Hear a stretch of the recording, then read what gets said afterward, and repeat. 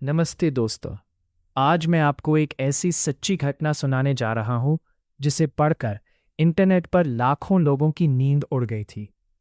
हम सब ने बचपन में भूतों की कहानियां सुनी है, लेकिन असल जिंदगी में सबसे ज्यादा डर तब लगता है जब आपका सामना किसी ऐसे इंसान से हो जाए जो इंसान तो दिखे पर उसकी हरकतें किसी शैतान जैसी हों।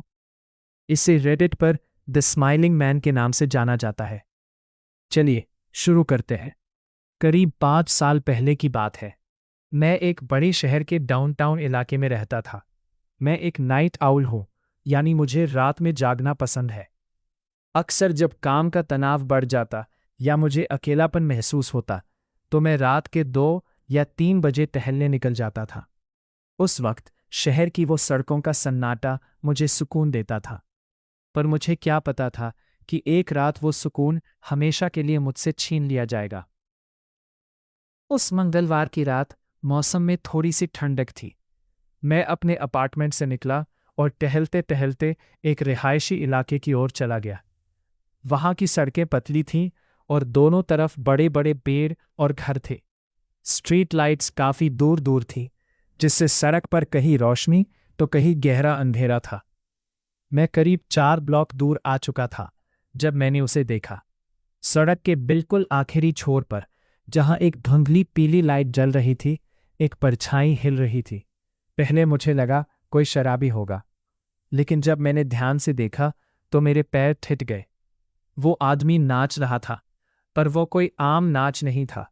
वो बड़े ही अजीब और झटकेदार तरीके से वॉल्ट्स कर रहा था, जैसे कोई पुराने जमाने की फिल्म का कोई किरदार हो। वो कुछ कदम आगे बढ़ाता, फिर एक अजीब सा डिप झुकाव लेता और फिर नाचते हुए साइड में फिसलता। वो धीरे धीरे मेरी ही तरफ बढ़ रहा था। मैंने सोचा कि शायद वो नशे में धुत है या शायद कोई प्रैंक कर रहा है।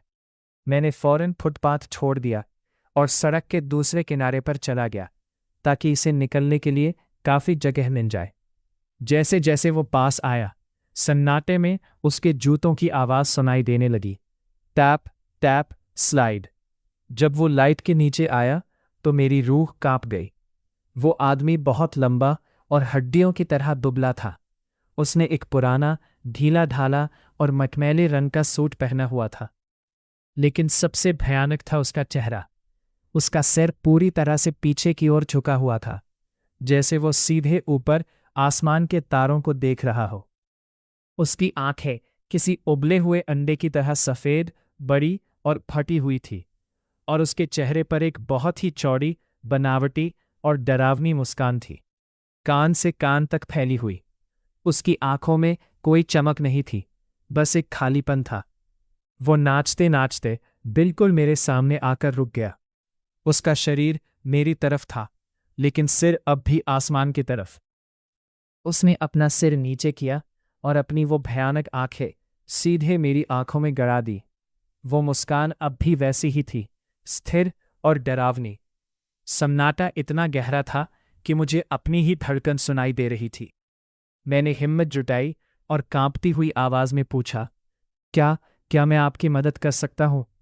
उसने कोई जवाब नहीं दिया। उसने अपनी पलकें तक नहीं झपकाई। वो बस खड़ा रहा। फिर अचानक उसने एक बहुत बड़ा कदम पीछे लिया, जैसे कोई किसी बड़े डांस की शुरुआत कर रहा हो। मुझे लगा वो अब पीछे मुड़कर चला जाएगा, लेकिन मैं गलत था। वो अचानक अपनी पूरी ताकत से मेरी तरफ दौड़ा। वो भाग नहीं रहा था, वो बड़े बड़े डग भरते हुए एक शिकारी की तरह मेरी ओर लपका। मेरे दिमाग ने काम करना बंद कर दिया था। मैं मुड़ा और अपनी जान बचाने के लिए पागलों की तरह भागा। मेरे पीछे उसके भारी जूतों की आवाज आ रही थी।